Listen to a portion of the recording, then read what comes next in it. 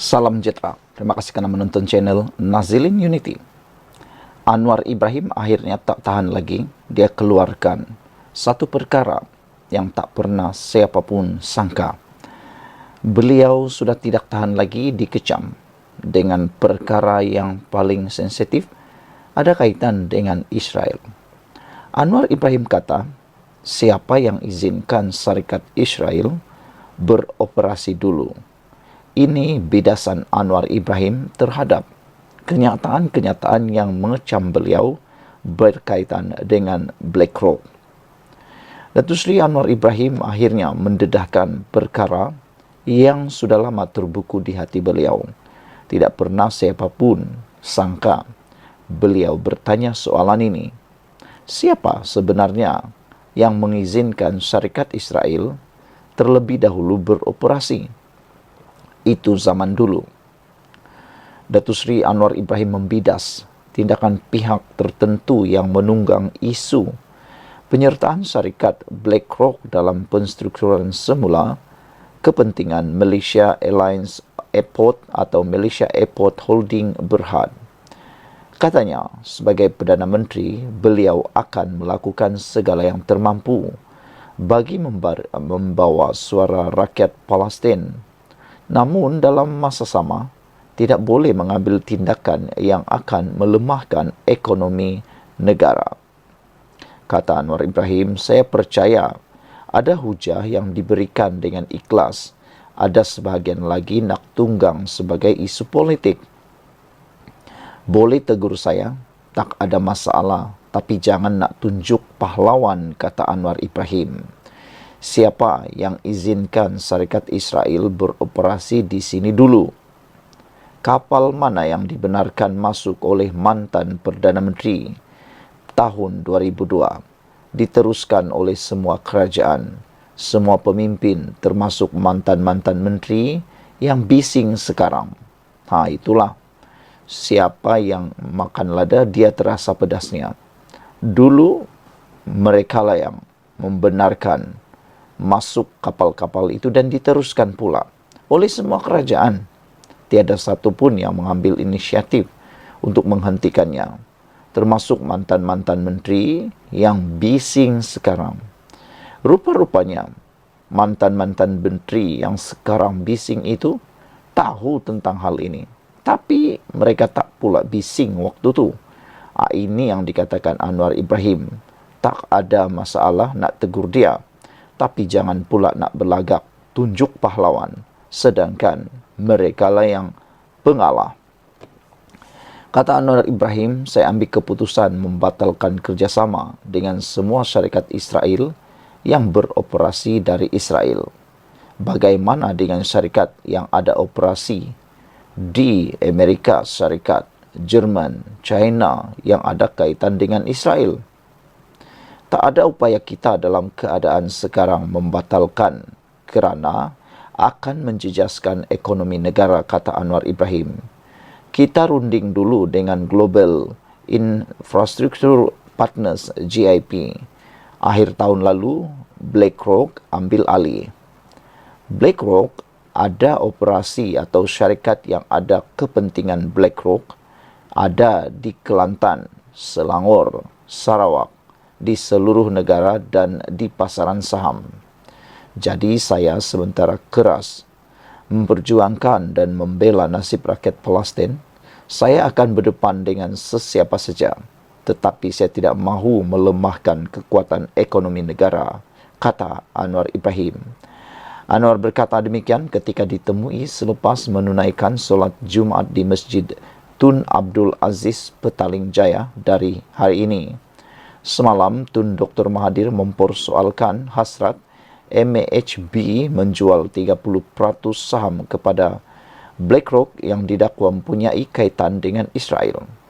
Sebelum ini, Menteri Pelaburan Perdagangan dan Industri MITI Tengku Datuk Seri Zafrul Tengku Abdul Aziz mempertahankan keputusan kerajaan membenarkan BlackRock memiliki pegangan dalam Malaysia Airport MAHB. Beliau turut menekankan BlackRock adalah syarikat senaraian awam dan tidak dimiliki rakyat Israel. Saudara-saudara sekalian, itulah dia perkara yang tak pernah orang kata, tapi akhirnya Anwar Ibrahim cakap. Takut-takut nanti ada pula yang cuba mahu menggesa supaya satu lagi boikot dibuat.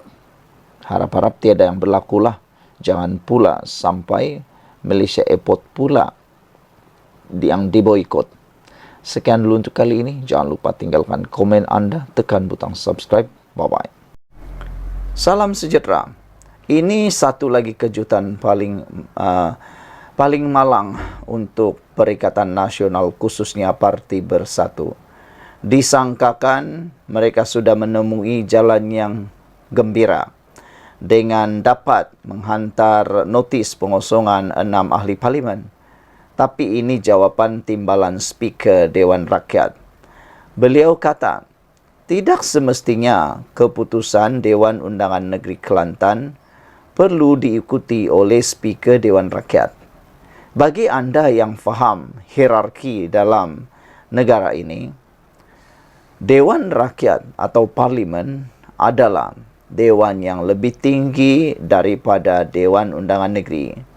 Sekiranya ada percanggahan dalam mana-mana akta maupun keputusan yang berlaku pertindihan atau pertindanan, yang akan diterima ialah keputusan Dewan Rakyat atau Parlimen di Persekutuan.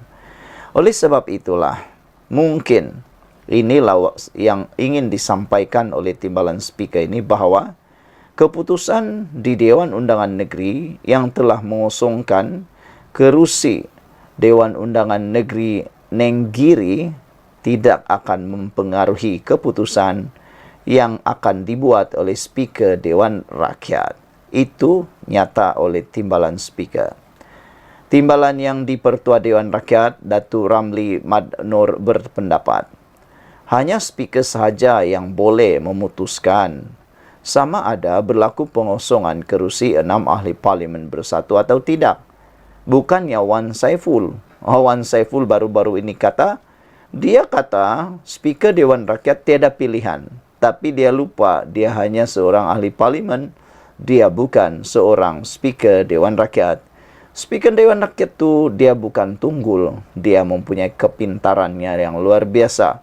Itu sebabnya dia dilantik jadi menjadi Speaker Dewan Rakyat. Dia boleh membuat keputusan beliau tanpa dipengaruhi oleh sesiapapun. Apalagi keputusan yang dibuat oleh Dewan Undangan Negeri, jauh sekali lah keputusan yang dipengaruhi oleh kata-kata Wan Saiful Wanjan. Berdasarkan pandangan pribadinya sendiri, timbalan Speaker ini beliau berkata, tidak semestinya tindakan Speaker Dewan Undangan Negeri Kelantan, Datuk Muhammad Amar Nik Abdullah, yang mengumumkan pengosongan kerusi Dewan Undangan Nenggiri perlu diikuti. Tambahan pula, jika perkara tersebut dibawa ke mahkamah, kata putus sebenar berkaitan pengosongan kerusi itu hanya boleh ditentukan oleh mahkamah. Ini pandangan pribadi saya, ya, bukan pandangan Parlimen Malaysia, kata beliau. Apa-apa sekalipun yang diputuskan, kosong atau tidak, yang berkuasa memutuskannya adalah Speaker Dewan yang berkenan. Kalau di Kelantan, Speaker Dewan Undangan Negeri yang berkaitan, tak semestinya harus ikut, kerana kata putusnya masih di peringkat mahkamah yang akan menentukan sama ada perkara ini dibawa ke mahkamah atau tidak, katanya kepada pemberita hari ini. Ramli, yang juga ahli Parlimen Cameron Highlands, berkata demikian sewaktu ditanya sama ada Speaker Dewan Rakyat perlu mengikuti langkah Speaker Dewan Undangan Negeri Kelantan. Ramli turut ditanya sama ada krisis perlembagaan akan timbul jika langkah serupa tidak diambil oleh Speaker Dewan Rakyat, seperti mana dakwaan segelintir pihak. Pada masa sama, Ramli berkata, berpandukan perlembagaan dan undang-undang sedia ada, Speaker yang akan memutuskan sama ada kerusi itu kosong atau tidak. Dan apa yang kita sudah tahu, sekarang surat itu dari pihak PPBM sudah sampai kepada kita. Speaker akan memutuskan sama ada ia berlaku atau tidak pengusungan kerusi. Kalau sudah berlaku, ia diputuskan oleh Speaker nanti, ujarnya lagi. Speaker Dewan Undangan Negeri Kelantan mengumumkan kekosongan kerusi Dewan Undangan Nenggiri susulan Dewan Undangan Negeri pada 13 Jun lalu menerima notis bertulis daripada seorang adun bersatu mengenai keahlian adun Nenggiri Muhammad Azizi Abu Naim yang hilang.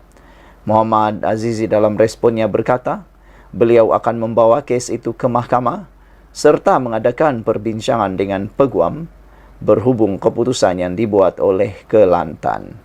Sekian untuk kali ini. Jangan lupa tinggalkan komen anda, tekan butang subscribe. Kita jumpa lagi. Bye-bye.